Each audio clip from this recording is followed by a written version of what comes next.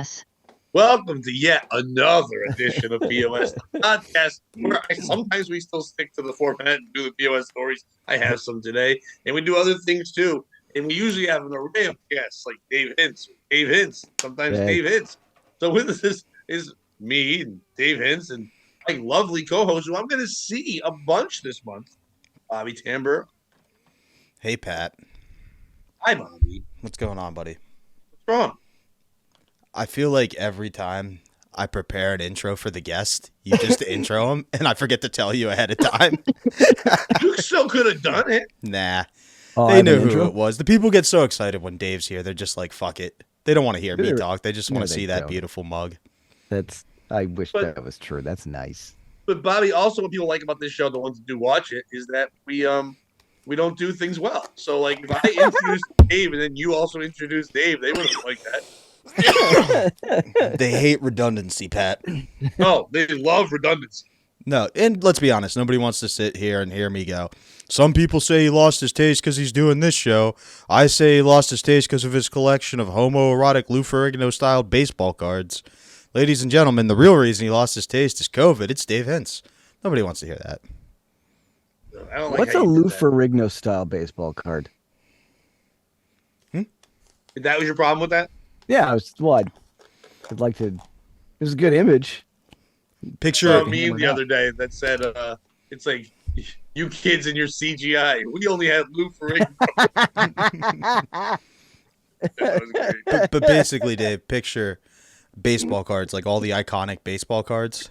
All right, like you've got Griffey with the bat over his shoulder, but it's just a naked Lou Ferrigno in all of those poses. And his dong's like over his shoulder. The one What's where the bat, stats? whatever the player's stat is, it says the player's name. What would the gay porn cards? What would the stats be? Like you got to have. I bet you they're a thing. I'm sure there are. I feel like there'd be like, you know how they have the negative stat, like batters hits or walked. Yeah. If you're a pitcher, it'd be like suicide attempts failed. Well, some of them 7. would just be like 7 in 2010. Jesus, Jimmy. You know, You gotta some get of this it shit would be in just line. like regular baseball, like balls. Yeah, the clap 47 times his rookie year. One stat is just balls. Strikes. How many times he's been punched?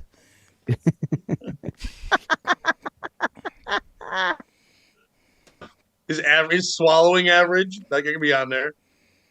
Like how many times he gives a blowjob and how many times he spits or swallows or just takes it to the face. No. That load doesn't count. That was in the juiced loads era. Everybody knows those loads were juiced. Let's go back to everyone on the team's a catcher. What? Position. All of them are catchers. The whole team's catchers. What's with these condoms? Back in my day, the dead ball era, we didn't have to worry about that. My fantasy baseball team sucks. She hooked up with the Black Sox. She did a film with the Black Sox. Her value's going to go down. She's tainted. Black Sox down. That's when you fuck a businessman. By the way, I guess I revealed too much of my life the other day on Facebook. So I got a friend request from somebody, and I didn't know who it was, but I knew it wasn't a real person right away because I recognized the porn star that they used. So I kind of took a picture and put it on Facebook and said that, and a lot of people are like, "Who was it?" So I was like, "I'm not gonna say anything," but then like someone else goes, "Well, you wouldn't really know," and I'm like, "Yeah, I knew exactly who it was." Whenever I get one of those and it's a porn star that I recognize, I have that first initial thought of like, yeah, good for me. I'm too clever to be scammed. Immediately followed by the regret and shame of I know exactly who this is. Yeah, but like, what? But why do we have that? Because like, if I watch an old movie and I recognize an actor who stinks, I don't go like, "Oh my god, I know who it." It's a movie I watch. Were you jerking off in the theater? I never been to one. I don't think I'm just too vanilla and shy to do that. But I get why they. Because back then it's not like okay, so you. Pat, let me tell you this real quick. Pat, real quick. Quiet. Pat, real quick. Back then, they didn't want me, but now that I'm hot, they all up on me. Go ahead. You're gonna have to tell me who that one is. I don't know. Who? Mike Jones? Oh, Michael who? Mike Jones. Yeah. I know of that, but that wasn't my time. So like, I know of it in lore, but I don't know Mike Jones. 281-330-8004. Get Mike Jones up at your door. Right. I know that's a people certain lives like you can always tell someone's age when they say what's the one phone number you know. Everyone knows. If you're real old, you know 867-5309. If you're younger, you know the Mike Jones phone number. That's like if you want to find out how old a woman is, ask her who Uncle Jesse is. I'm If scared. she says the one from Dukes of Hazzard, she's an old bitch. But if she says, from Full House, she's a younger bitch. Yeah. Pat, I got news for you. There's no way that Full House should be your gauge anymore. Well, I'm 48. Right, and I'm 30, and I know Uncle Jesse, and I couldn't think of the Dukes of Hazzard, to be honest. I was with you on the Dukes of Hazzard. Right, but anyone... We know you are Aryan Nation. We knew you were with him on the Dukes of Hazzard. Anyone 40 and older would know that because it was like a huge show. Yeah, and Bobby, no disrespect, but go fuck yourself because you don't know how important that show was. Like the episode where Uncle Jesse was this close to solving the global energy crisis because he distilled moonshine from corn and it was so pure they could use it as jet fuel, but he refused to sell it to the government because he had principles. Yeah. Right, and it was important to you so you could go, see, it's not just about hatred, it's about jumping fancy cars too. And a little bit of hatred. Every show is racist if you try hard. It is. Like Family Matters, Black Cop, really? Anyway. Yeah, what was he doing in Memphis? Oh. This week on a very special episode of Family Matters. He has to come in and explain. Things got out of hand at work today, Urkel. I need to use your time machine. All right. I know we've been doing it a different order, but because we kind of went into this, let's go to a POS story real quick. Which, by the way, Bobby, I'm mad at myself, not at you. I'm mad at myself for this because I'm the one who usually catches on to stupid puns or acronyms or things of that nature. I mean, hence the name of the show and things like that. But I get most of my stories from where? The New York Post. What's the first three letters of Post? POS. God damn it. I was so mad at myself this week. Like this would be the POST, the Post, the piece of shit tales, or the paddled story tale. You know what I mean? Like, nice. It'd be so easy, and I'm an idiot. We'd say it every goddamn week, and I've never thought of it. But I wish we had a New York Guard. A few more steals. No, just a New York Guard instead of a New York Post. A little faster, a little shorter, more of a utility player. Oh, so I was trying to figure out what a GAU. I don't get it, but I mean, I'm trying to figure out in the last 3 years when anyone's posted up in NBA basketball. By the way, breaking news: Kyrie is now going to not give the ball to the best player in the NBA. Oh shit, he's going to the Mavericks? Yep. He got traded today. A couple hours ago. Damn. I panicked and made a joke thinking it was Luka and forgot the Mavericks were one of the two. I saw he could also go to the Lakers. And I thought you were talking about LeBron. Wait, do it one more time. So you do the setup and I'll do the punchline like I meant. The setup was that Kyrie Irving is going to a team where he's not going to pass to the best guy in the NBA. Oh, shit, he's going to the Grizzlies? Morant. Like, they got a good guy, too. Yeah, that's what I meant, Ja Morant. I just want to make it... Yeah. Wait, let's do it one more time. Dave, you tag it this time, Dave. Kyrie Irving's going to a team where he's not going to pass to the best guy in the NBA. I just started watching The Last Dance on Netflix. Okay, using that knowledge. February, everybody. Michael Jordan. Yes. Oh, when you say dance, I just think you're watching a dance show. I forgot the documentary was called that. Well, to be perfectly honest, I did too. When I started watching, it was like, bullshit. This is about sports. On YouTube, I watched a great documentary on what they left out of The Last Dance. Just a documentary about Luke Longley, and he's home in Australia. Really mad they didn't talk about him a lot, and everyone being mad about that. That's awesome. And then there was another one about the real Last Dance, and it just talks about Jordan on the Wizards. So people went in depth about the other shit. But anyway, back to the story. Now it's kind of lost a little momentum, but we'll still stay there.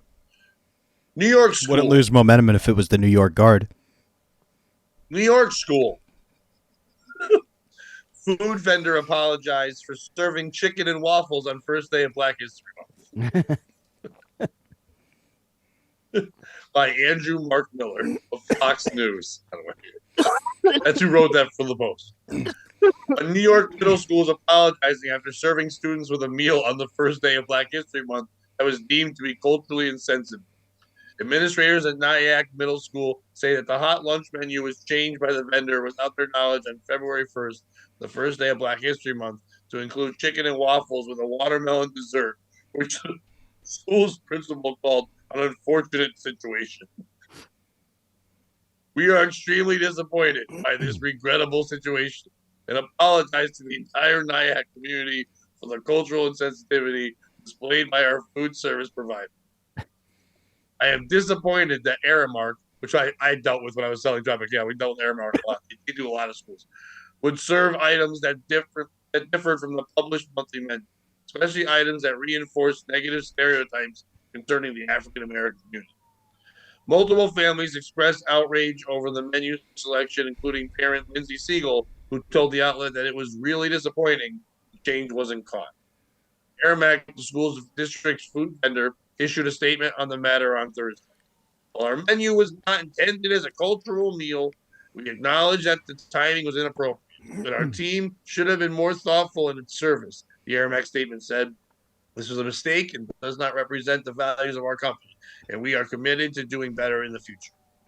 Aramac also said that it would be partnering with the school to provide sensitivity training for employees who work at the school to make sure their actions align with the district's vision and commitment to quality-driven work. We believe that it'll provide a good learning opportunity and deepen understanding on the impact of systematic bias and negative stereotypes concerning the African American culture community. Aramac has found itself in similar situations in years past, including an incident in 2011 where UC Carolina Irvine, an Aramac client, was criticized for serving an MLH holiday special, which featured chicken and waffles. What was MLH? Was it a typo? Did it mean MLK? It must be. I was trying to think. Yeah. Martin Luther Holbrook, my favorite guy. The principal went on to say, "Don't worry, the meal will be served March 1st when it's no longer racist." It won't be as good. All right. And we've also canceled Pride Month's hot dog dinner. As well as the tuna salad. Fish And, tacos of course, and footlongs will not be served in June. Asian Hate Month will not have any food come out on time. Just to be Fox News Digital reached out to Nyack Middle School, but they did not respond. Who's the piece of shit in this story? Now, is it Aramark, the company that sends the food, delivers the food to the schools to put it out there? They kind of set the menu in a way. So is it them for doing this and not thinking about what they were sending out? What they don't say in the article, we don't know, is listen, when I went to high school or junior high or anything like that, you got school lunches. It's not like you got one meal once a month. Like almost weekly be the repeats. I mean, once in a while there'd be different ones. But like if you look at the school menu, you would have like a pizza was almost every Friday. Other days you knew you were gonna have like certain kind of meal or this or that or twice a month. So are there other months where they've served chicken and waffles? If there is, if they also did it in January, if they also did it in December, and they also did it in November, then you can't really give them shit for just sticking with giving out the food thing. But if they had not served it all year, and they waited till fucking February 1st, then maybe you could be upset with them. But is it the school itself? Because as much as they're going to say Aramark should on this, they should be knowing and serving stuff like that. They put out menus. Like I know they're saying they made a change to it. And then they keep alluding to it. They didn't know that they had made a change.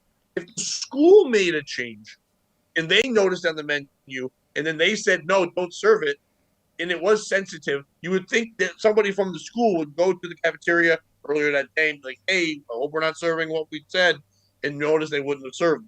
So it's got to be the school for also being responsible for it. Is it the parents and teachers of schools that are making a big deal of this? Now, I'm not trying to be insensitive. What I'm saying is this. First of all, I can never speak for anyone who's African American. I'm just white as fuck. What I'm saying is most stereotypes that are around now are usually, and most people get upset about stuff. It's because it's enforced and reminded by people my age all the time. Like there's many times where my kids will hear someone say something and I'm like, oh, that was messed up. Like, why is that messed up? Because they're not aware of the stereotype because it's not being told anymore in their age group.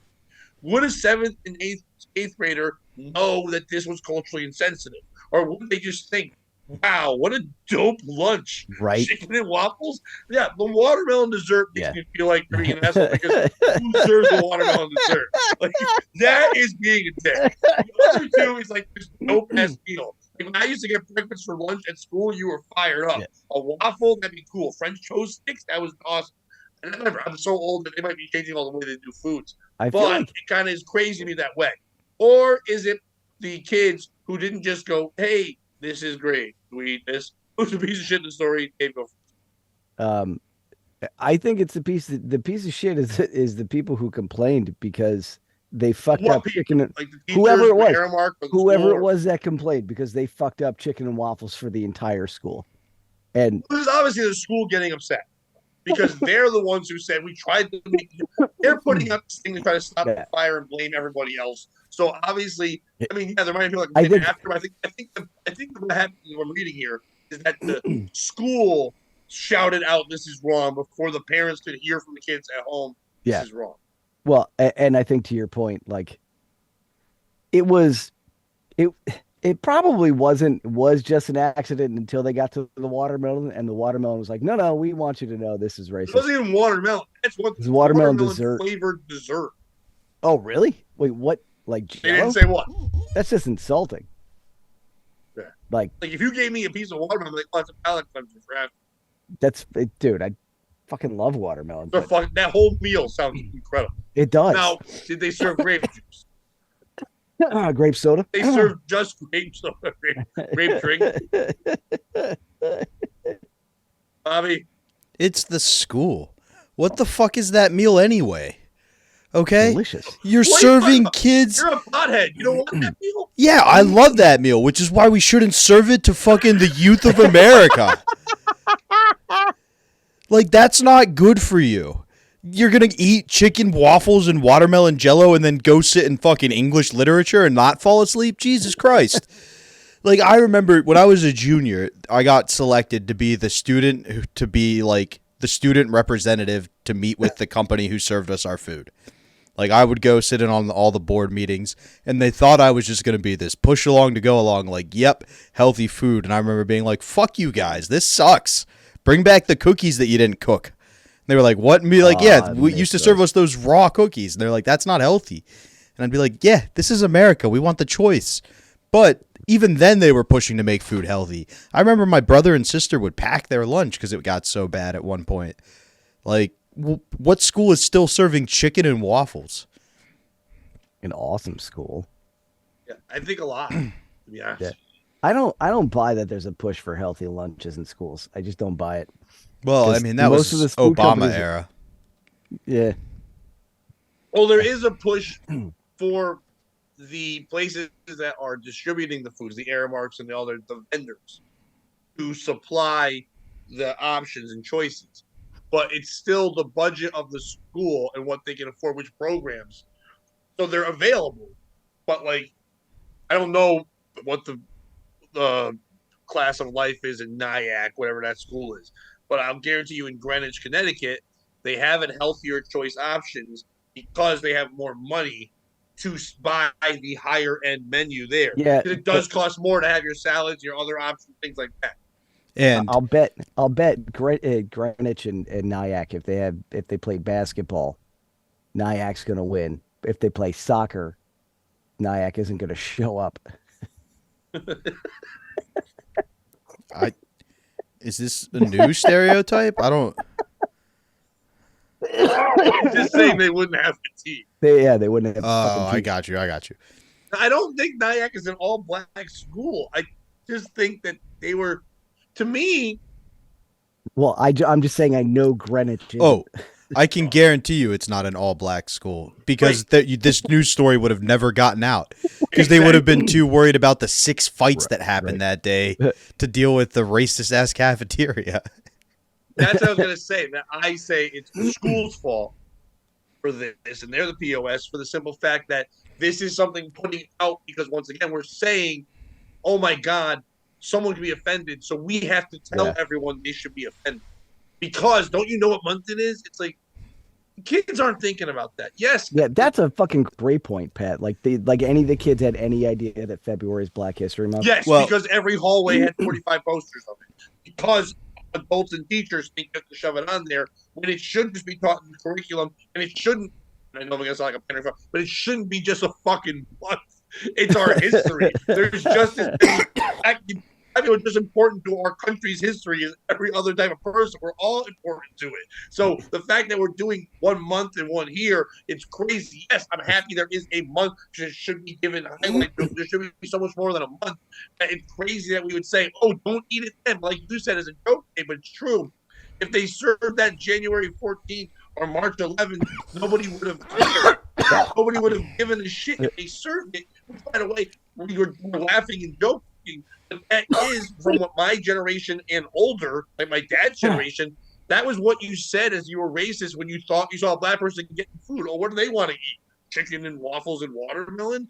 And someone literally served that. So it's like, no matter what you're going to serve it at, it's insensitive in that regard of that way. Like if there was like Asian Appreciation Month and they just served General Tso's but they never served it before, it's fucked up on many levels because that's not even real Chinese food. It's fucking American Chinese food. It's fucking nuts like that. Now, if they serve that down south, it makes sense because that's what they eat every day, black, white, or indifferent. So it's the school, to me, that's hyping it. They're probably the ones that hit up the news and said, write a thing. The fact that the Fox News people are writing that makes you think they were writing it as a joke article, but they didn't realize it was going to be taken seriously because they're all racist. But so actually, Pat, I was trying to figure out what watermelon flavored dessert was, so I did a little research, and part of the issue they had is they took the chicken, and then with the gravy and syrup, they actually made a montage so the chicken looked like MLK, and it was his brains getting blown out on the balcony of the Memphis hotel. So that might be why the people felt it was a bit insensitive. There is no proof of what Bobby just said. All right, but if a guy could do that, would you fire him, or would you just be like, we got to get you into culinary school ASAP? Are you trying to say that Martin Luther King's brains look like chicken? No. They used the chicken to represent him. Like, obviously, it was just a headless body at this point, and then they used the gravy and syrup to draw out what would be the balcony of that hotel that you can now still go to, which is still just a motel in Memphis. Like, they didn't make it a memorial or anything. And then, like, you know, the just graphic Memorial scene. 6. We'll leave the light on. And then what's amazing is dot on your forehead. He was still able to capture all 900 people who claimed to have been on the balcony with him that night. All right, I don't know history well. Mm-hmm. When you said that, my first thought was Bobby's confusing him with JFK because I only think of JFK's head exploding. Yeah, that's because I knew Martin Luther King got shot, but I didn't even know in the head. I can't imagine, Pat, why people would focus more on the assassination of the white president versus the black civil rights icon. I think the media might be a little biased. When I was in junior high, there was a kid in my class who said that once. He did a book report, and he goes, Martin Luther King was the black president. And my teacher, Mr. Hall, laughed very hard. He said he was not. He goes, hey, he's the president of black people. Did you see the video going around to the little girl? And the mom's like, what'd you learn about today? And she's like, Martin Luther King. And she was like, and what did Martin Luther King do? And she goes, he died for our sins. Wrong. Jesus Christ. And the mom goes, no. And the girl goes, yeah. And the mom goes, like, all right, kind of. You got a point. I mean, at least his is proven. Yeah, you know who was convicted why of it, February right? is so important. Speaking of kids say the darndest things, we'll lean into this real quick. I was hanging out with my family this morning, having breakfast with my dad, my sisters there, my nieces and stuff. My one niece is very funny. So we've all seen those memes, right? Where like someone like puts up a thing, like, you know, asks a kid a question and the kid writes this crazy answer that is like, oh my God, I can't believe they said that kind of thing, whatever. So this was real though. My sister shows you got to see what your niece wrote at school. And I guess the school she was at was celebrating like 100 years of like the schools in that town, whatever. So on it said for all the little kids to write a little essay on what will be happening in the next 100. Everyone wrote these essays, and she just wrote, "I'll be R.I.P." and then turned it in. That's great. Is that a 10 out of 10? Well, they said to her, "This is you should give more details." She goes, "I won't know. I'll be dead. R.I.P." So they couldn't fail her. Your niece is a bit of a stoic there, Pat. She can control what she can control. I won't be around, so why should I care? Fuck them. I also think they were concerned with, okay, why is she thinking about death? What I like is that she didn't write, "I'll be dead." She rested herself in peace. I am R.I.P. Just like I'll spend some time in purgatory, but I'd say within 100 years I'll figure this shit out. Which do you prefer, the rest in peace or rest in power? Like if you have your choice. I don't think any of us have a choice. Peace. I go with peace. Because I don't understand the power is more about, I would assume, about what everyone thinks about them, that person that died. Well, You're hoping the rest in peace is supposed to be that your soul and everything of you is peaceful when you are dead and you're not in hell or dealing with things, that you finally are, you're resting in peace with there's no more problems for you anymore. You are gone. Rest in power is supposed to be more of this like enlightening thing, but it's more about people here now saying that. I don't need any power when I'm dead. Like, well, I'm gonna do that. When did rest in power start to become the? Because like I'm with 2 you. or 3 years ago, when hashtags became ridiculous and everybody started saying shit, had to change there everything. was a gentleman who died via somebody. Then some riots happened, and I think that's when it really became that was around before popularized. Floyd. I don't. That think was around before him. All right, so it wasn't Floyd. Maybe it was another guy who died, I and there were think some it was riots. because of- That's not an anomaly. But Joe Pa died, and we rioted. It could have been Joe Pa. I think it was. It wasn't. I believe it wasn't from Joe Pa. Yeah, rest in power, like coach. Joe Paterno. Yeah. No, it was not. Yeah, 409, Mr. 409, rest in power. It was because of 1950s heartthrob actor Tyrone Power. It was everyone on the rest like that, like secretly gay. Okay. You guys aren't big fans of Tyrone Power? I have no idea who that is. Heard of that. Okay, look him up. Look him up. He's fucking to big time. Tyrone Power. Yeah. That was actually the name of the NIAC school systems UI. I didn't make that joke. Someone else did. I don't think you can share it, Dave. So if you're looking at yourself. I got Tyrone Power as a 1950s actor. What did I say? Yeah. I don't know. I didn't hear I said what you that. I said a 1950s actor. You literally gave us one of the two swashbuckler. pieces of information Pat gave us about the guy. Well, let's see if I can give you the other one that I clearly didn't pay attention to either. And we'll find out.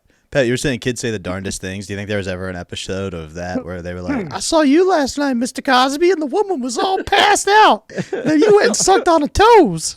And he was like, "Oh, you say the darndest things." Have you either one? I'm sure you have. I saw it again recently. Have you either one of you seen the Eddie Murphy clip from when he got the Mark Twain Prize a couple years ago? No. It's one of the greatest videos ever because Eddie hadn't been really in the public doing stuff for a little while, whatever, and he won the Mark Twain Prize. Now, first of all, it starts off hilariously in Eddie Murphy fashion, just proving that even at an awards thing, he's one of the funniest humans in the world. He just goes, "So it's the Mark Twain Prize." So I heard prize, and I was like, "Ooh, I must get some money. I'm excited." And then I asked them, "How much money do I get?" And they were like, "Well, no, you don't get any money." He goes, "Well, then you should call it an award." An award is when you get no money. Because then I looked it up, and you guys have raised over $2.9 million. And I'm like, "Ooh, I'm gonna get some money," and I'm not. It's not a prize. And then you get this trophy, and then he pauses and goes, "Didn't y'all make Bill Cosby give this back?" The crowd didn't know what.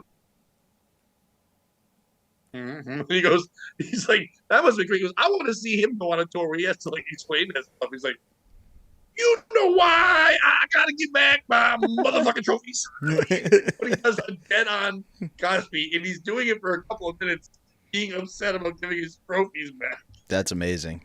That's At a fantastic. Mark Twain speech. It's like the greatest thing ever. The crowd's roaring at that. There's no way they could hold back and pretend like they weren't going to laugh at that shit. It was just the freaking best. The dude is one of the funniest guys. He might be one of the funniest people.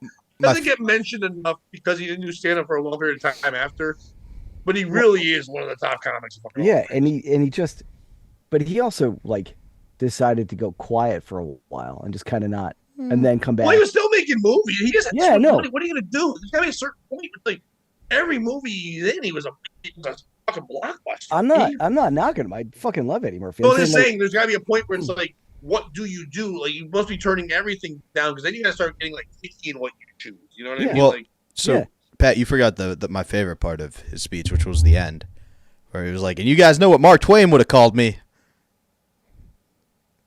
Beep Murphy, Beep Murphy." I'm guessing. I know you're making a joke, but I'm guessing he did say some of that. It's just not on YouTube. Probably, right? Yeah, Eddie Murphy's the shit.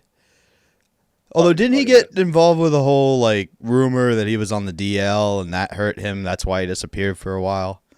No, he was still making stuff when that came out. But remember, this is before the big push now. So I remember literally reading news articles that were, if they came out now, it's so insensitive. It was just like, Eddie Murphy caught with tranny. I remember that. Like, in the news. Like, it was a headline like the New York Daily News. It was like he had solicited sex from a hooker, but I don't think he knew it was. Didn't know it was a hooker? Either way. What? He didn't know it was a hooker. He thought didn't know he's just offering random women money for sex. You know. I'm sure Jonah Hill does that in a regular. You know. What? You know. Yes. No, I'm saying bullshit, Eddie Murphy. Yes. You know. You knew what you don't look and go, I'm not saying oh, no, this that. is I'm definitely. just trying to recall what was said. I'm just saying. I thought the whole thing about that was like, he said he was giving her a ride. He was on his cock. It's from so long ago. I don't remember the detail, but it was sketchy and crazy. Definitely David Spade and Pauly Shore gave women for money for not for being whores, but just like, hey, I got money. Please know who I am. Because those guys racked it up. Nothing wrong with that. Those two and Bill Maher racked it up. So we usually flip the other way, but we started with that POS story. But now do we want to continue doing that, Bobby? Are you happy with that segment? Should we get rid of the segment? What do you think? We should do it at least one more week. No, I don't mind it. I just didn't know how you felt. We didn't really talk about that. No, I enjoy it. Yeah, I think it's nice out of the gate, especially, no offense, Dave, with people we don't know as well, to kind of loosen them up. Like, you know, when you invite a guest that I don't feel as comfortable with or vice versa, it kind of gets a chance for everybody to know each other. Right, but I've also seen them, like, freeze, so who knows. But either way. Yeah, in that moment, we know how hard we're going to work that episode. Right. So, Bobby, if you don't mind starting, then can you give us a fuck our fuck this story? Wait, Bobby, why would I get offended by that? I don't know. It was actually pretty good. Yeah, you're like, hey, no offense, but you know, every time we have to do something, that's other guys who are just fucking. You used to be a professional dancer. I assume you get offended easily. Oh my God! Come on, man. You don't go into dance without skin of steel. That's the opposite of what I've always thought about dancers. How would you dance with skin of steel? Yeah, I feel like that would be the opposite. This is the most rigid performance I've ever seen. Back to our gay porn thing earlier. That's on the back of the baseball card. Oh yeah. Rigid performance time. Rock Steelman. Longest boner.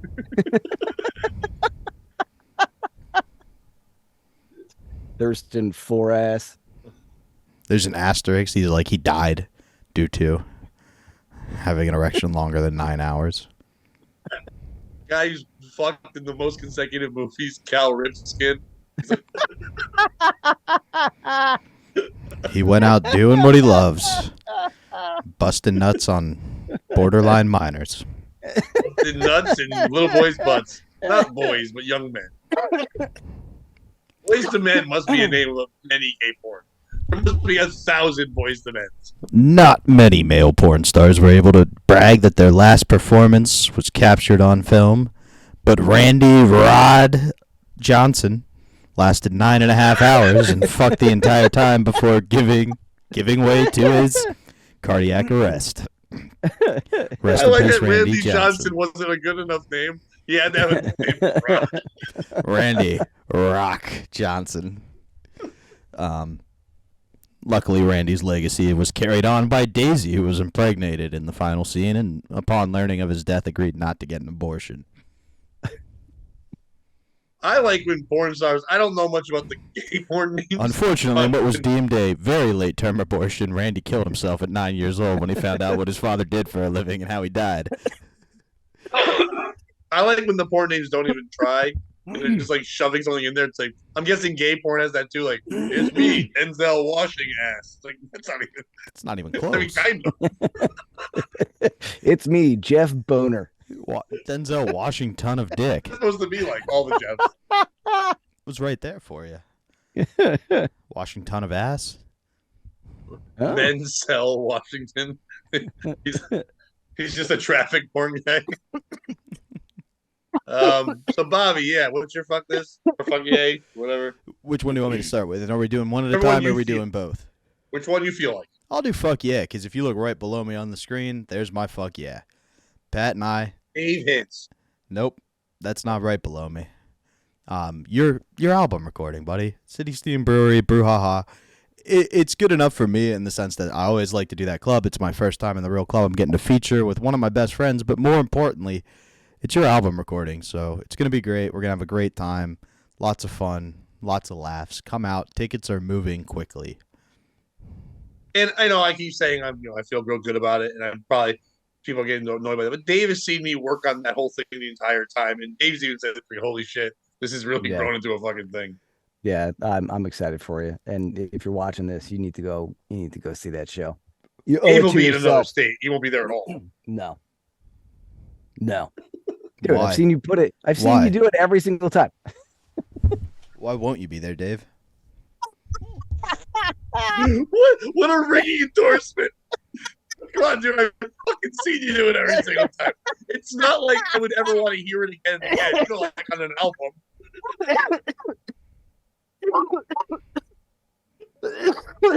Enough. We get it. Oh, You had a job and you lost it. We got oh. Are you in a bathroom? Me? Yeah. No, I'm in my studio, baby.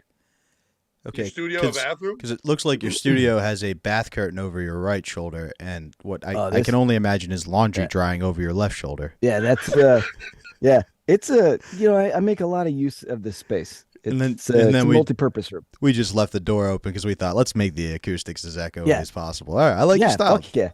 Yeah, dude. Like you gotta understand, this is the first time I let the curtain down. Let everybody see what's going on, what it's really like. Nothing you said depends on the fact that it wasn't a bathroom. Do you bring the Do you stuff really in think every my- time? Do you really think my toilet is a fucking leather backed seat? Because No, that would I be the think tits. that you have your camera on the toilet. I like to think And your you're mic straddling him cowboy style. and your mic stand is clamped onto the silver thing you push down to flush.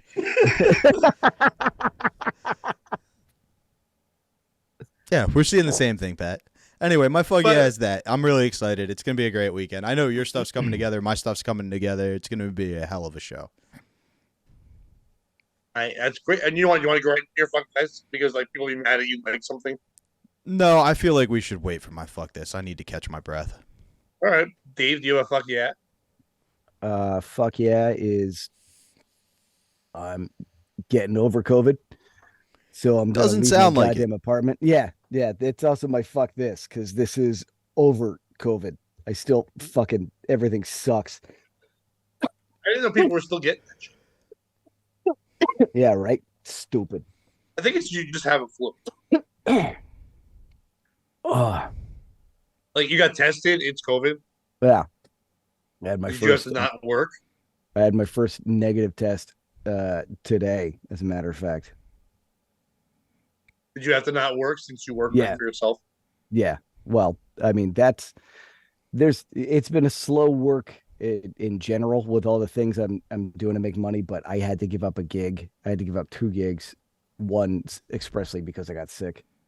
That pissed me off. I would not like that. You want to? You covered both. Your fuck yeah, your Yeah, fuck fuck this. yeah, fuck You this. really mailed that one in. I appreciate it. Well, you know what? How about this? This is my fuck this moment. Your comment is my fuck this moment. That's Nice. like the fifth time we've had that, Dave. That's not even an original joke at this point, buddy. Try Yeah, you again. know what? Yeah. You know what? No, I changed it. This is my fuck this moment. You know How what? many times that's been Yeah, I was done? gonna say, Like, you know wow. what? I feel like we've done that a million times too. You know what? You know what? I'm gonna change this. This is my fuck yeah moment. Now you don't know where Oh, I'm my coming from. fuck off moment. Dave, Yeah. fuck off so I can do my thing.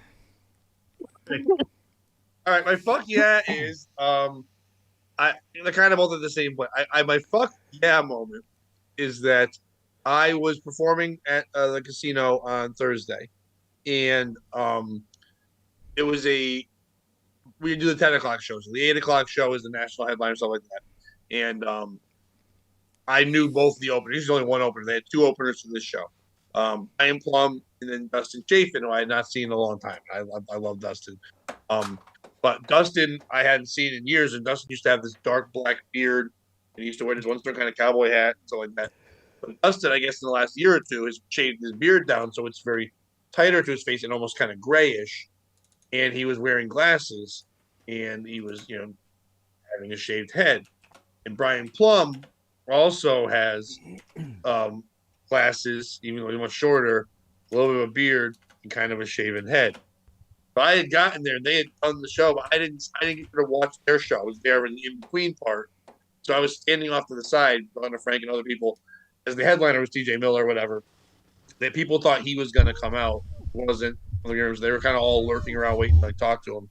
So as they're walking down, drunk people from the show are coming over, and none of the comics are out of the room. And I had like 10 people come up to me and go, "You were great. You were the best on the show." That's awesome. I didn't know either one of them were on it. Yeah, I knew Brian was actually. I didn't know Dustin was on the show. So, and I knew that there was two comics. I knew Brian went first. I go, "Oh yeah." They're like, "Yeah, you were the second guy, right?" And I said, "Oh, one guy just said, you were the second guy." I go, "Well, did you like him? He's the best." Well, then, yeah, that was me. I'm the best. And the other lady goes, "He was the first guy," and I said, "I was both." I actually, you guys didn't notice it.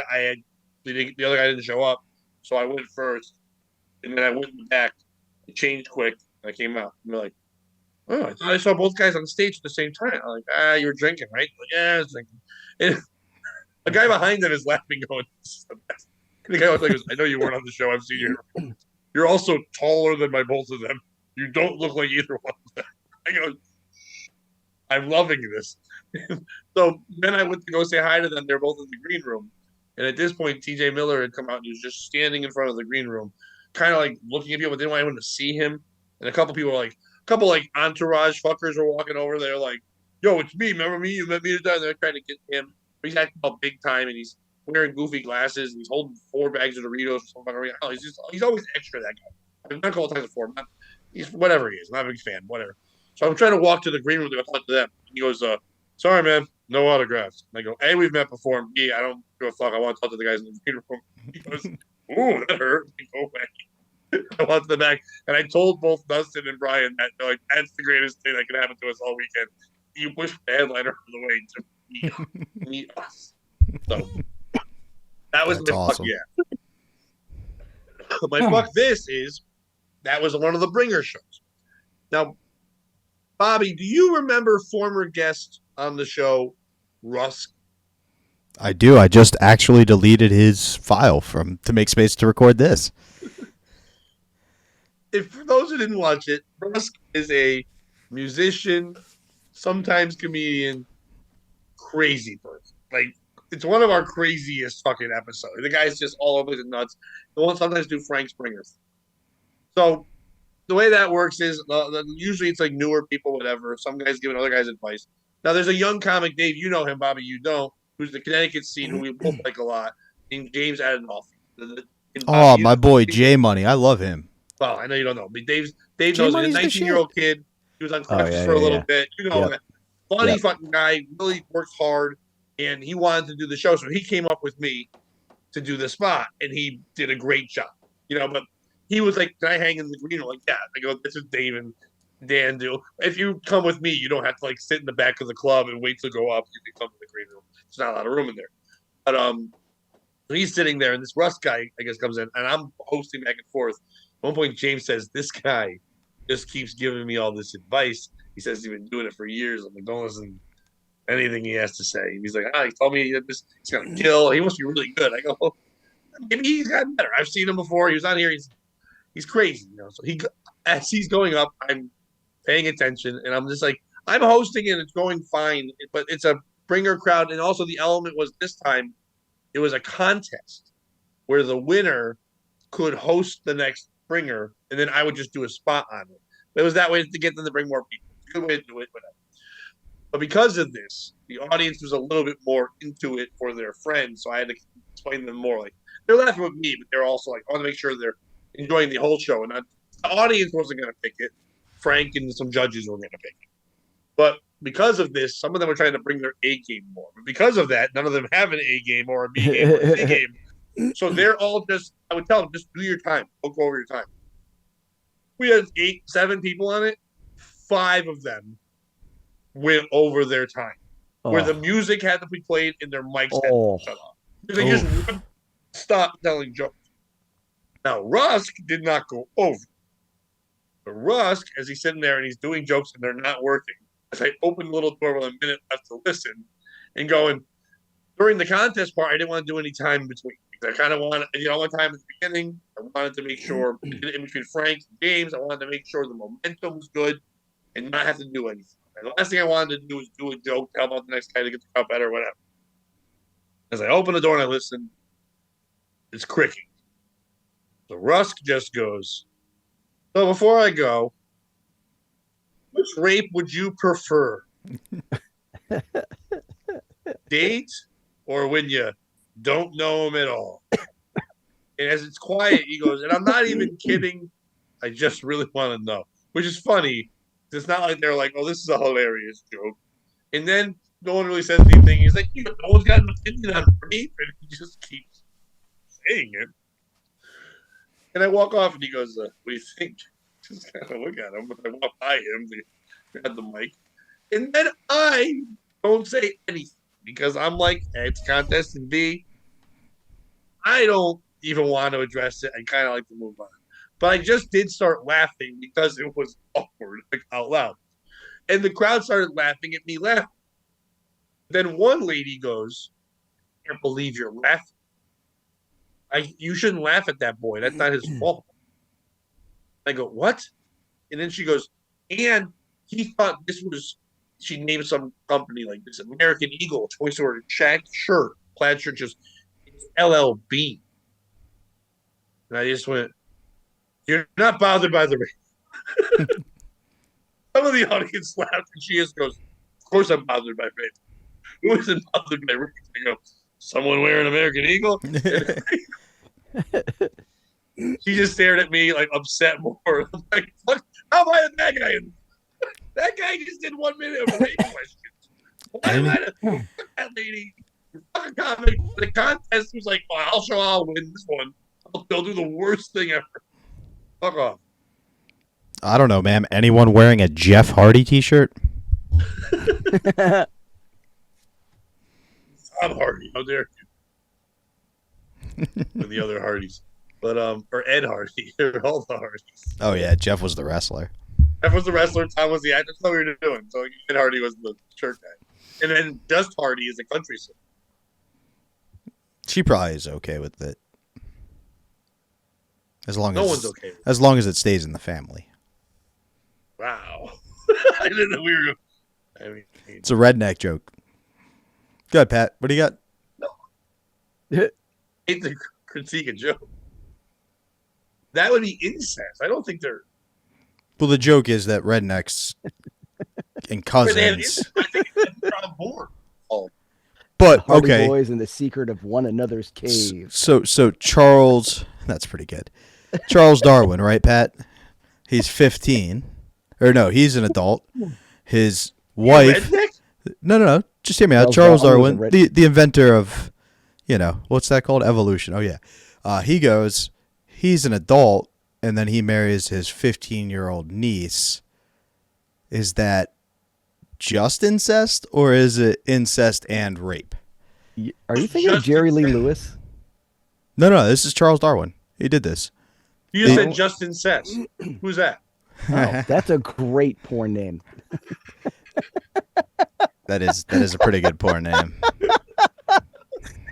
Justin says. Dave, I think we know how you're gonna pay those bills, buddy.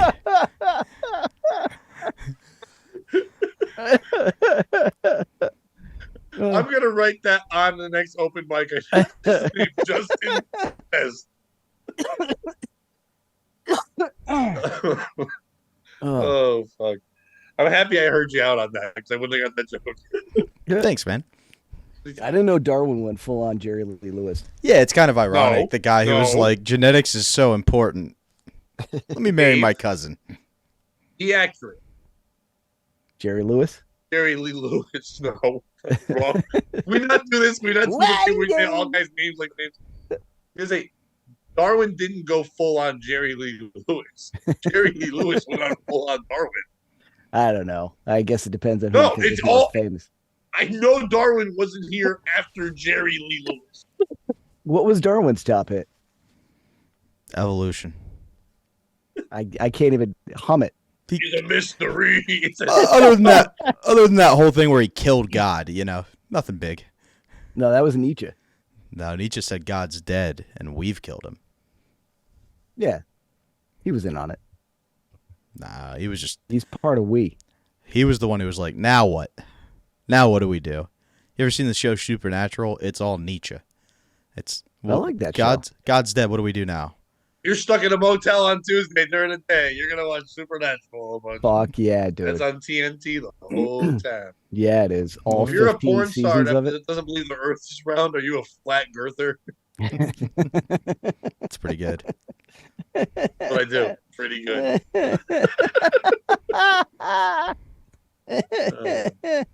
Yeah. Once I record that album, go out and see the new stuff.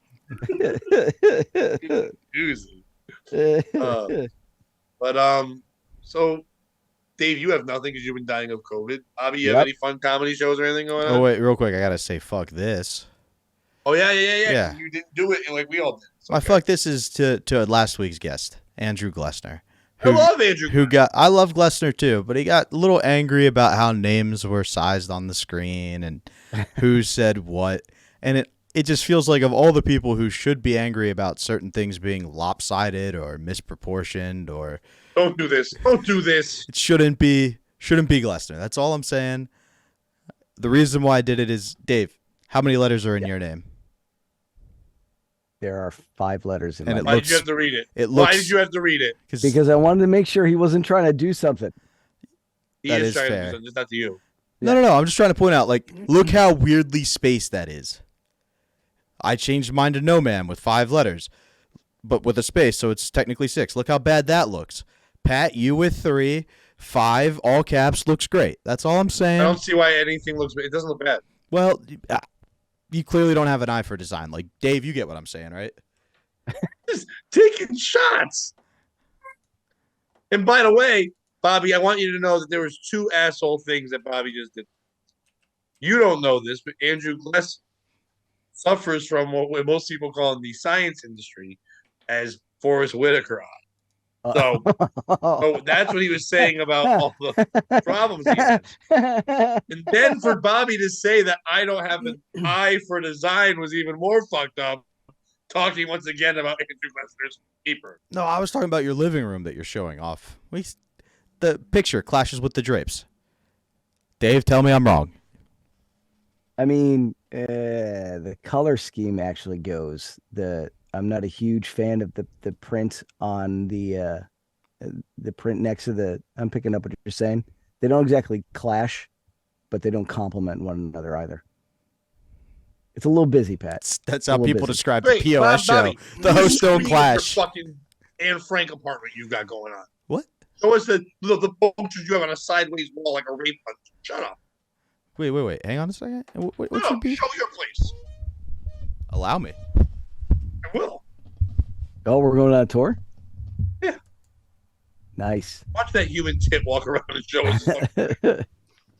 Yeah, fuck you. Look at that. It looks like you're at a Wawa. Get the fuck out of here. What is that? Yeah, what is that? What are those? Yeah, I see the Wawa thing. What's the scoreboard? Hey, he's got a scoreboard. It's all zeros. There's no Keeping track of all the ladies. Boom.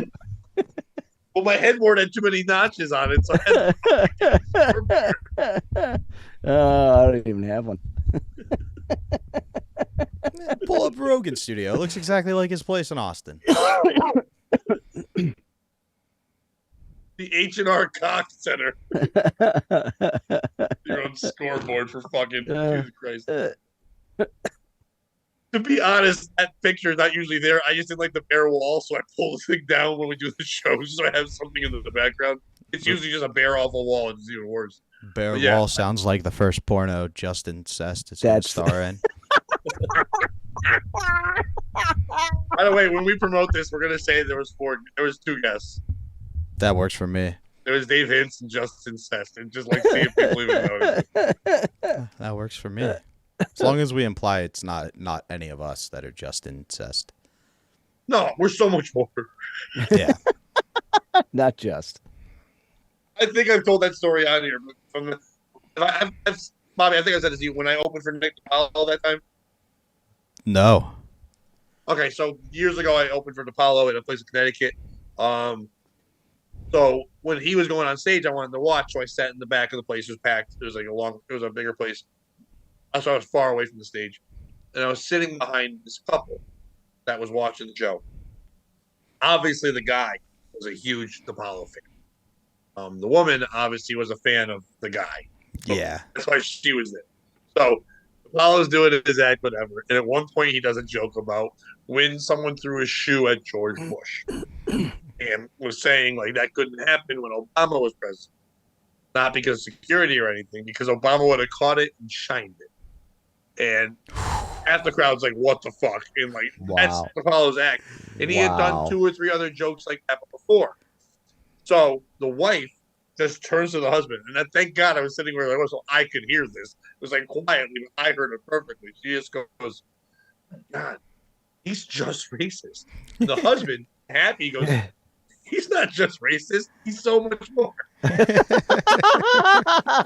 it's like the funny, and I had told Nick that afterwards. He's like, "That's good." It's going in the set. But it was just like, and he wasn't doing. The husband wasn't saying it like sarcastically. Like he was just like, "No, he's so much more." He's also homophobic. Well, I saw him at the stand when I was there one time. I think I went performed there like twice. When I was there one time, and he was on stage, and there was some Asian people sitting right up front. Walks out, he looks right at them, and he goes, good thing I didn't wear my I hate Jinx hat." And people in the crowd are like, no one laughs. Like, what? And the lady goes, "Excuse me?" He goes, "Hey, I didn't wear it." Continues to do his act. That's awesome. Oh, for fuck's sake. So, Bobby, how'd your shows go? All this stuff like that? It was great. I had one of my most aggressive, continuing the theme, crowd work interactions I've ever had. That like went well. So I do a normal bit where I go like a supermodel-esque woman, and if there's one in the crowd, I'll do a thing where I'm like, "Oh yeah, like you," or you 10 years ago is a good one for a laugh. But my go-to lately, and it was this weekend, was no good examples in this room, but you all know what I mean when I say supermodel-esque women, and it got a bigger pop than usual. And where I was at, Dave, I talked to Pat about this last week, but I'll catch you up, is basically you lose service an hour away from this gig.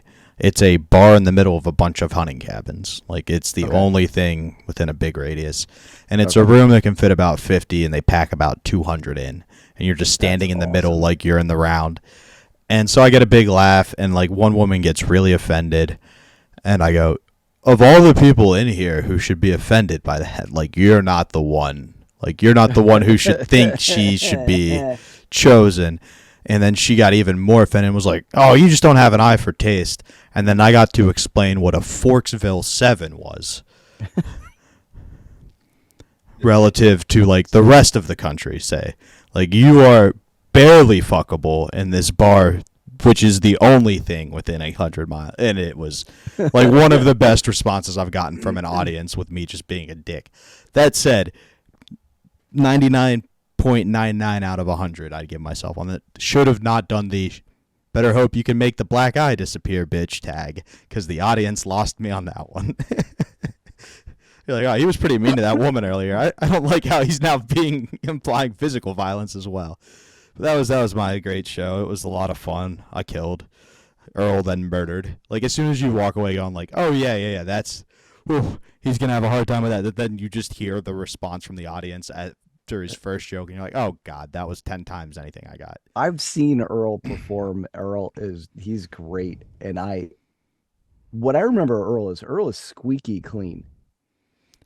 Correct me if I'm wrong. He can be, depending on the venue. Okay. So as of late, he gets a little dirtier, but yeah, relatively clean.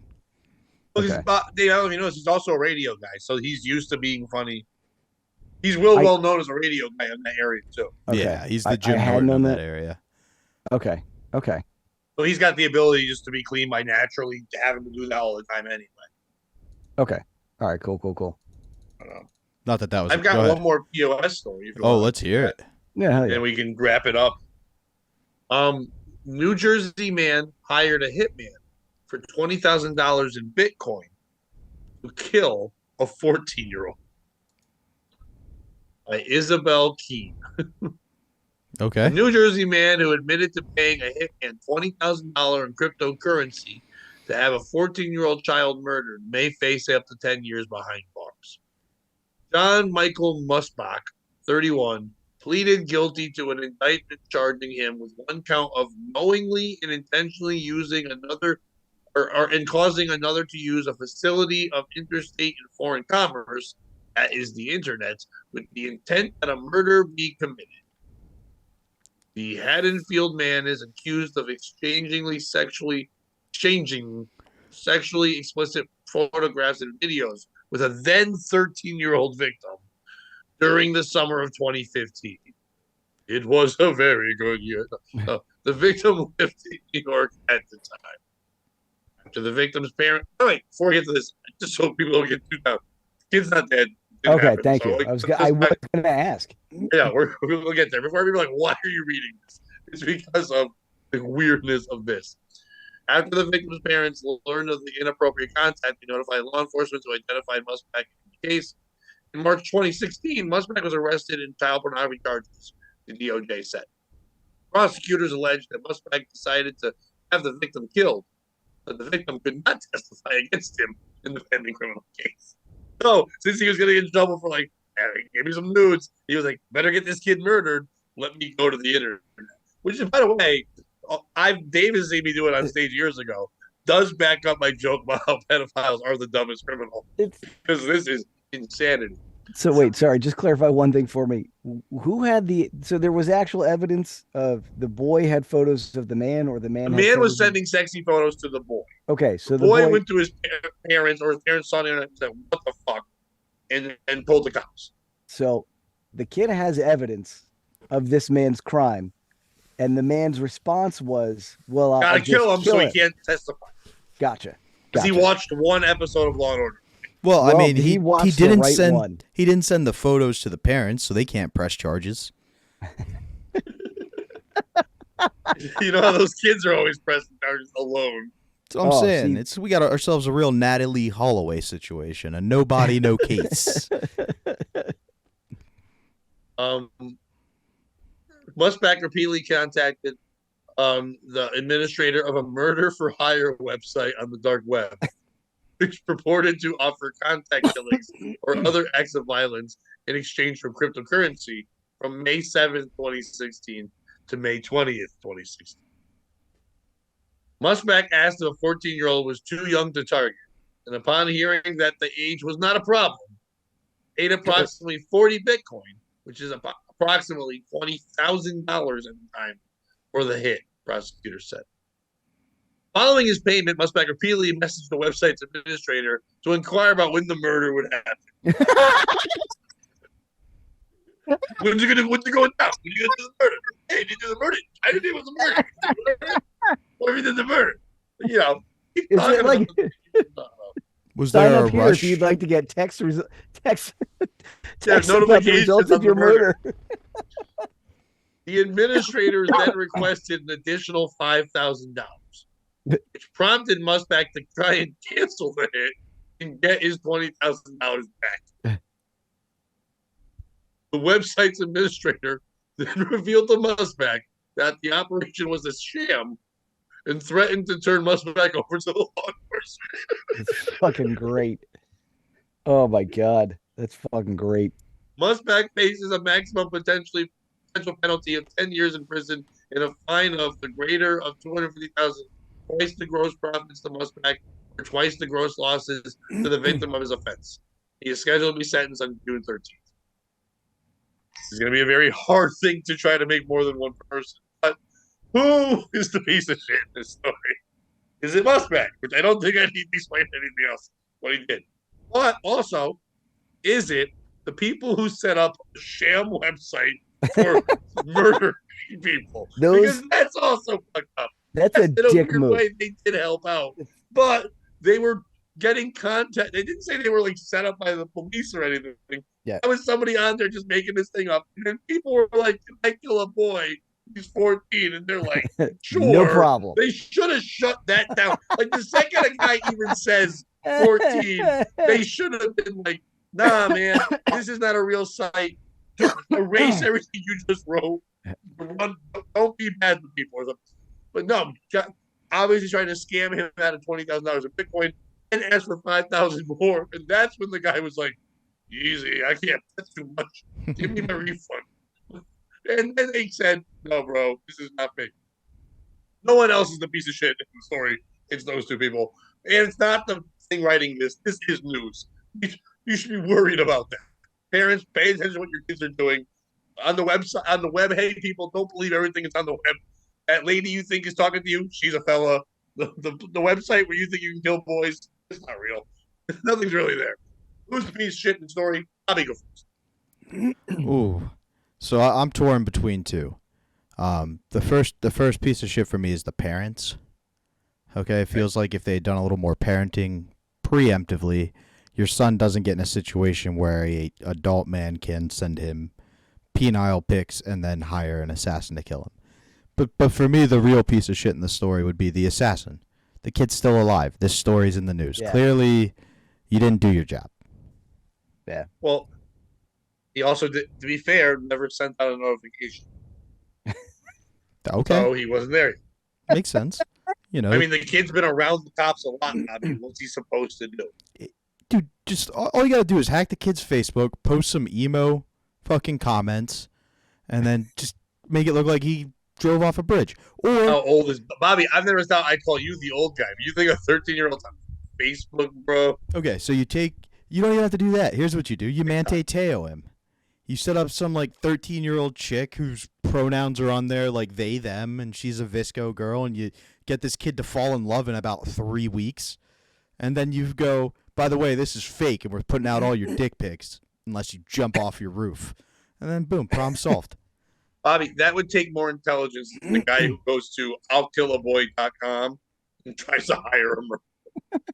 This guy is obviously one drop on the head away from full on simple jack. No, you're telling me the guy who sent pictures to the 14-year-old boy isn't the smartest tool in the shed? You think they were hot pics, though? No dude can send hot pics unless if you're like.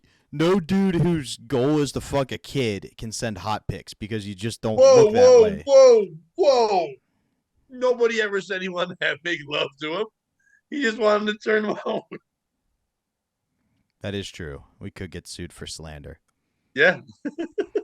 You think that kid's a slut? I hope this guy doesn't go to... Can you imagine if that's the one thing that works out for this guy is that you guys get sued for slander?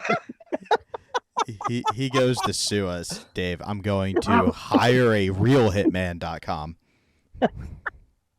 Well, guess what I'm going to set up? RealHitman.com so I can get Bobby's money. It's going to give you what we make off the Patreon, so we're both still going to be broke. Dave. I do look forward to getting arrested real quick and then just doing the podcast from prison. Like Bobby Shmurda when he raps, like just over a collect call. Yeah, that's crazy, Pat. No. My fuck this is I've been butt fucked 6 times against my will this week. Fuck yes, they were all part of the Aryan nation, so could be worse. Well, A, tell them I said hi, and B, they must all know you from Comp.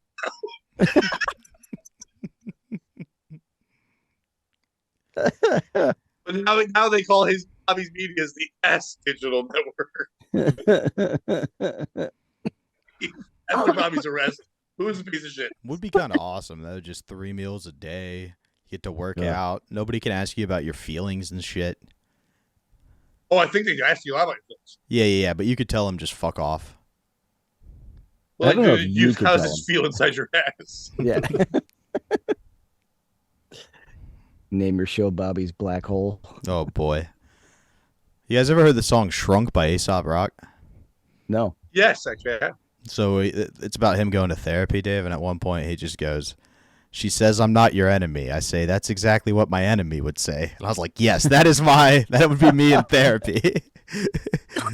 You're being difficult. I don't know what you're saying in therapy where she has to say I'm not your enemy. What are you doing? What kind of ruckus are you causing in therapy? I'm saying I'm not your enemy. Why are you fighting? Bobby just went on the dark web and got imatherapist.com. No, the only time I've ever done real therapy is I had one doctor after college who was like my personal physician, was like, "All right, we're going to do one of these." And I was like, "All right, then can I have the drugs I'm seeking?" And he was like, "Yes." And then the other time was I had a girlfriend who was like, "I'm leaving you unless if you go to therapy." So there's this website that you can go to where you do therapy, and they don't really make you show up. Would you do BetterHelp? Yeah. And just never sought the help. I mean, I know because they're the sponsor of every podcast. I don't think. Dave. But no, that is how I would be in therapy, by the way, Dave. I would say things that it would go to that. She'd be like, well, you'd say, how would I say that to get to that point? I'd be like, why am I taking advice from somebody who went to community college for 90 days?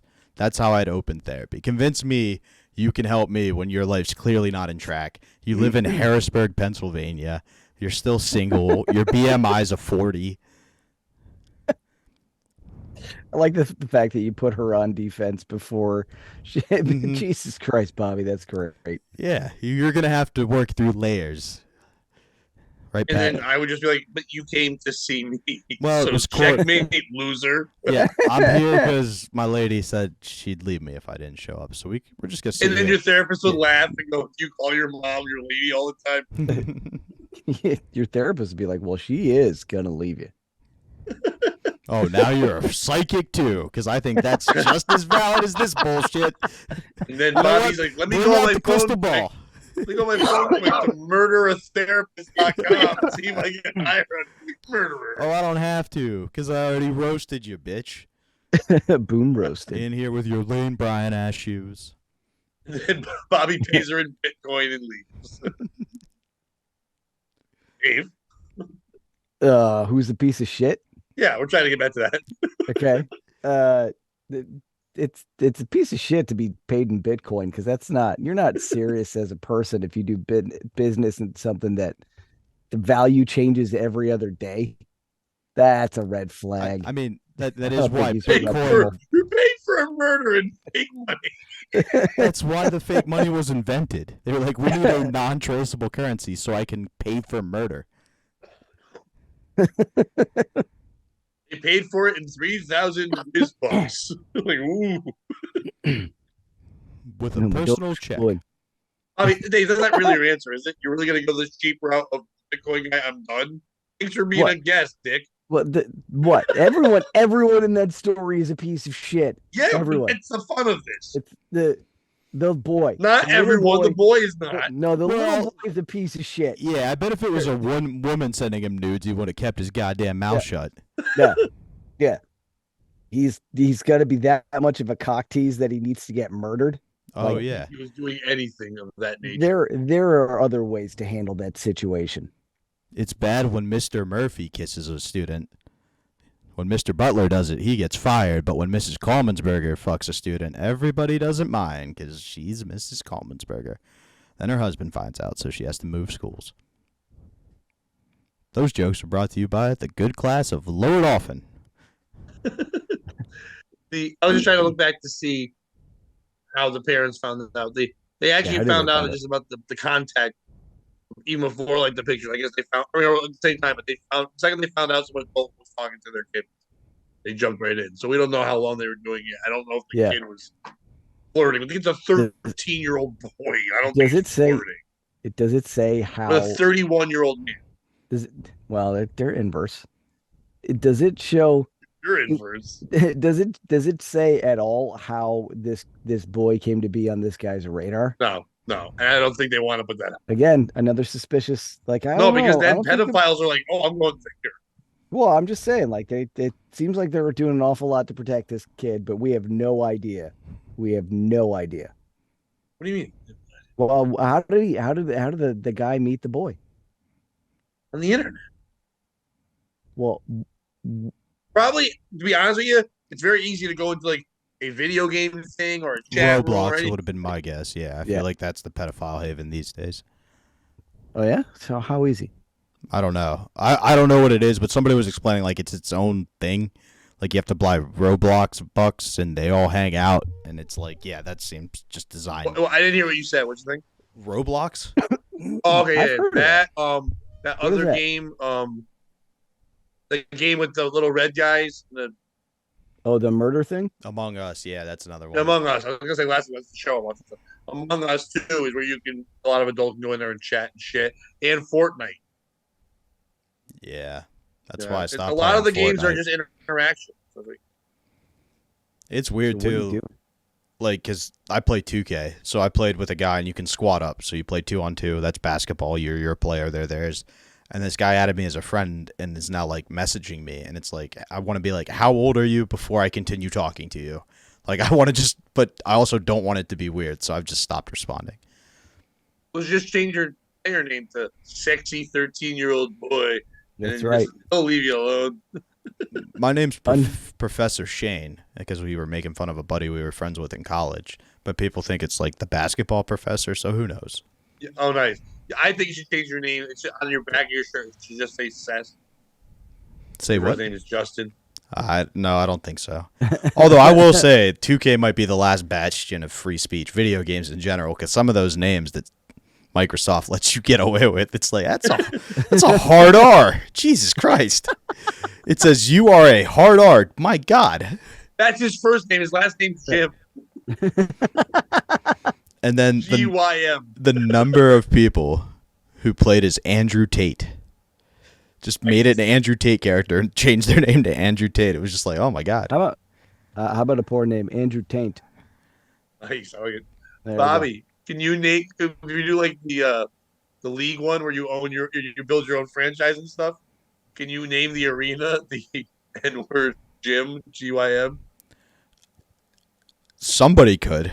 Yeah, that's a great idea. I wasn't asking for you to do that. I was saying, could anybody do that? Yeah, I think certain people would be allowed to, depending on which of the 9 preset characters you started working from. I'd say about 6 of the 9 you could make your arena called that. What about the other 3? They would not be. They'd probably get in trouble. You'd be one of the 3. Pat kind of looks like the third of the 3, and I look like the second. Like, it's definitely a shade thing. Have you guys ever made a character on a video game? You know what I'm talking about? Yeah, many times. Okay, so you know what I'm talking about. All right, Dave, explain it to me. What? That joke was about. Who was allowed to use it? About the complexion? Yeah. Okay, all right. I just want to make sure we're on the same page. All right. It was just a bad joke. I just wanted to establish that it was a terrible joke and not that you guys were confused. Yeah, no. I was just trying to make sure. Well, once again, going back to the Bringer show I did, one guy did a joke and it didn't work, and then he started tells the crowd why they should have laughed. I walked out and go, Nothing's funnier than a shitty joke being explained to you. Huh? I just wanted to clarify: was it the premise, punctuation? What was the disconnect there? And turned I out it think was. it's funny. You think the three of us are 3 different shades of pale. So tell me why. It has a lot to do with lighting in this room. I think we are all the same shade of pale. Yeah, we're lighter shades of pale. Yeah. Great. I've never played a video game where the character was human. Like, what's the point? It's an elf. Well, look at He's Bobby. got a I play a lot of sports or a things with wizard. Bobby. I also used to play a wrestling one, so you make your own guys. So it's like, Yeah. No. yeah, we don't all play the furry fest that you play. Yeah, Yeah. dude, that shit's the tits. I'm a unicorn. David, I'm so glad you're very funny, because if you were that good looking and had your hobbies and didn't have this sense of humor, you could give off a real like serial killer. Like you could start a cult, but your sense of humor, I feel like, keeps you away from that. I mean, let's be honest, dancing and elves, that doesn't lead to a good road. That leads to you, a trench coat, and a school going, all right, Bobby, I wish Bobby, I had he friends. could not be a serial killer. He can do it once, and then anyone around him would go, "Can you describe him?" I'm like, I can't describe him. He looks like everybody, but he laughs like a fucking psycho. You would just hear that laugh once and he'd be done. You wouldn't get to do it more than once. And instead of walking down the hallways, he moonwalked and just shot the classrooms in a drive-by moonwalking. I'd have to go serial by I'd have to go mass murderer and hope that that's enough. Like You're that's more like numbers enough mass for serial. murderer.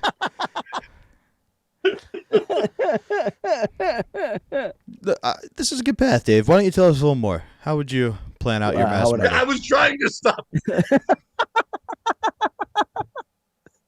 Well, All right, Dave, thank you so much for being on. So the you podcast. bought the fertilizer. Which Tell me building? limes, tell me sweet little limes.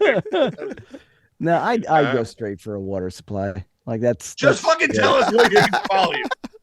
You can follow him to the water supply. Hey. I want to watch The Last of Us before I go to bed. I'll do Dave that. Hintz comedy on all platforms, all of them. Any shows coming up? No, I'm hitting the road.